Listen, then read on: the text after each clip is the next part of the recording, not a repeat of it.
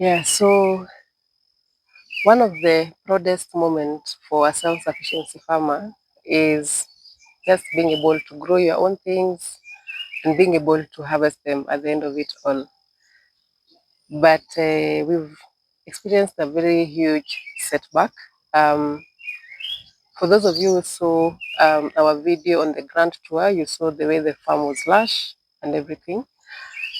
But it's the day after, and we're just relaxing on our front yard after lunch. Nothing much going on, just relaxing. Went back to the house, and my husband came to the farm, check on the goats and everything. And then we have one person who helps us on the farm. So he was passing through the farm, and he noticed there was a cow that was doing a lot of destruction. So received a call from my husband that hey, you need to come and see this. The cow has really done a lot of damage on the farm. So I'm really quite, I don't know, I don't have words actually. It's taken a lot to be this calm and to be able to actually talk. Yeah, so I just want to give you guys context and why this is really, uh, this has really made me so mad. Our farm is actually fenced. We made sure to fence our farm. The owner of the cow is not our immediate neighbor. So you need to take that into consideration. They are not our immediate neighbor. They do not border any of our four fences that are around the farm. So let me just show you where the cow came through. Um, the last time, the cow came to our farm, I made sure to tell the owner of the cow that they should not be passing through this place unattended. So this is where the cow came through. This is where it came through. Actually damaged our fence again. Um, yeah. So let me just show you the damage that is there. It's pretty bad actually. So this is the popcorn plant that we had.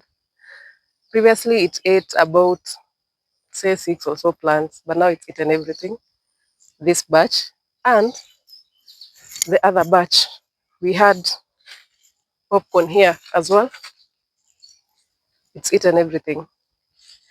So we're really looking forward to having our very first popcorn on the farm, but that's not going to happen.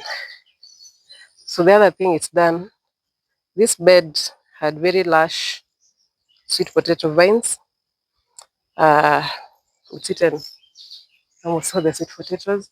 Stepped on almost all the beds on the farm. Let me just show you. Look, these are the cow footsteps everywhere. These are the cow footsteps. This is the place where we had beans and hibiscus. Uh, there's pretty much no beans left. Uh, there's another bed here. Another bed here where we had carrots, which I already harvested.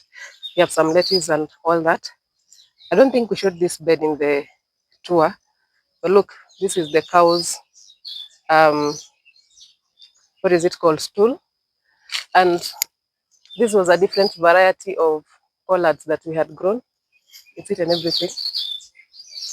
And from experience, I don't think this will give us, they might, but from experience, a lot of them, especially these other varieties that are not kienyeji variety, they probably just die away. Yeah, so let's keep going. I think in the whole of my self-sufficiency journey today, I'm at my lowest. That's the cow has intruded several times, but today it has done the most mess. So here it stepped on some collard greens and some peas. This was minimal. Okay, it's not minimal because look,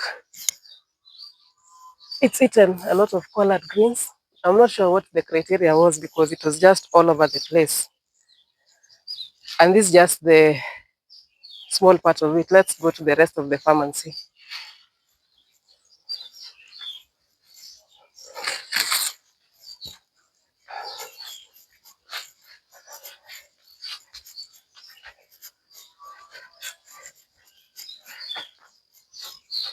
So this is the area where we planted chickpeas for the very first time. It's just stepped all over the place.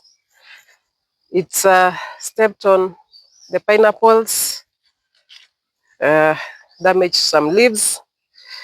This is the place where we had other popcorn. It's pretty much nothing left.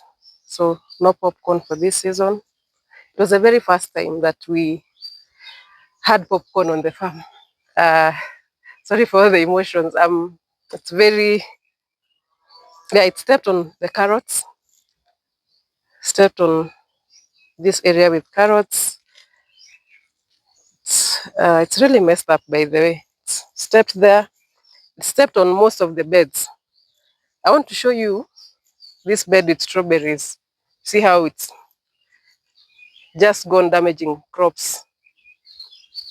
So you can see here, these crops is just stepped all over the place. So here it's eaten some peas. It's eaten some peas and stepped on the rest. And here we also had sweet potato vines. Stepped on, ate quite a bit, stepped on the bed, exposed some sweet potatoes.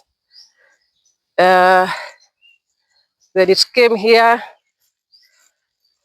ate quite a number of collard greens.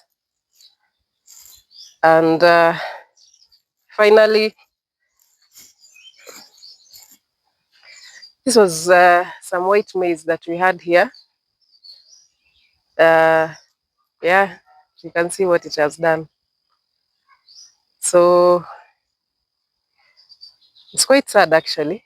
For a self-sufficiency farmer, this is quite a huge loss, given the amount of work, the amount of effort that goes into just maintaining our farm.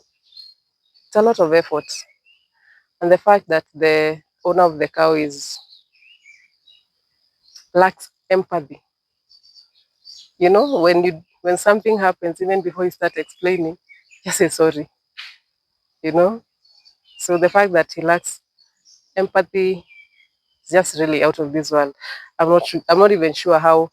He said he was coming. It's been, I guess, 3-4 hours into him coming, but I'm sure he's not going to come because I told him he needs to come. He needs to see what the cow has done. We need to sit down and discuss because it's not the first time, but this needs to be the last time because we cannot allow this to happen again. So those are some of the challenges that we go through as self-sufficiency farmers. Try your best to live well with people, but sometimes they don't reciprocate the same. And that's okay too. It's life, it's part of life. But all in all, we'll do some replacements, we'll plant some things here. It's actually damaged a mango tree somewhere there.